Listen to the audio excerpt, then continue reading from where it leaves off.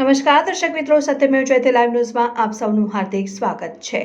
વડોદરાના સમાસાવલી રોડ ઉપર આવેલા સિદ્ધાર્થ એનેક્સ બિલ્ડિંગના ત્રીજા માળે આવેલા ટ્રેગનો પ્રિઝામાં ભીષણ આગ લાગવાની ઘટના સામે આવી છે, જેને પગલે 4 જેટલા ફાયર ફાઇટરોએ સ્થળ ઉપર ધસી જઈને આગ ઉપર કાબુ મેળવ્યો છે। આગ સમયે કોમ્પ્લેક્સની ફાયર સિસ્ટમ બંધ હાલતમાં હોવાનું પ્રાથમિક સૂત્રો જણાવી રહ્યા છે। પિઝા શોપની ઉપર મહિલાઓની હોસ્પિટલ અને નીચેના ભાગે ફરસાણની શોપ હતી।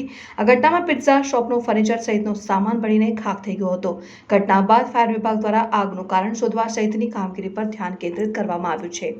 વડોદરામાં જાહેર કોમ્પ્લેક્સમાં લોકોની સુરક્ષા સામે ગંભીર બેદરકારી સામે આવી રહી છે। વડોદરાના સમાસાવલી રોડ પર આવેલા સિદ્ધાર્થ એનેક્સ કોમ્પ્લેક્સના બીજા માળે ટ્રેગનો પિઝા આવેલું છે, જેમાં આજે સવારે ભીષણ આગની ઘટના સામે આવી છે। આગમાં એક તરફથી આખું પિઝા શોપ આગની લપેટોમાં આવી ગયેલું જોવા મળ્યું હતું, જેને પગલે સવારમાં વિસ્તારમાં ઉત્તેજના વ્યાપી જવા પામી હતી। ઘટના અંગે જાણ થતાં જ વડોદરા ફાયર બ્રિગેડના જવાનોએ તાત્કાલિક ઘટના સ્થળે પહોંચીને આગ ઉપર પાણીનો મારો ચલાવવાનું શરૂ કરી દીધું હતું।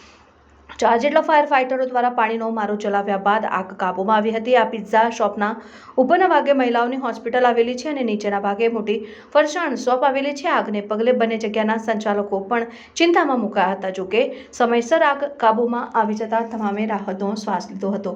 પ્રાથમિક સૂત્રોના જણાવ્યા અનુસાર આ ઘટના સમયે કોમ્પ્લેક્સની ફાયર સિસ્ટમ શોભાના ગાંઠિયા સમાન સાબિત થઈ હતી। ફાયર જવાનોએ બંબામાંથી પાણીનો મારો ચલાવીને આગ કાબૂમાં કરી હતી। ઘટના બાદ લોકમાંગ ઉઠવા પામી છે કે આ પ્રકારની બેદરકારી દાખવતા તત્વો સામે કડક ખાતે કાર્યવાહી કરવામાં આવે। માત્ર નોટિસ પાઠવીને તંત્ર કાર્યવાહી કર્યાનો સંતોષ ન માણે અને નક્કર પગલાં લે તેવી માંગ ઉઠી છે।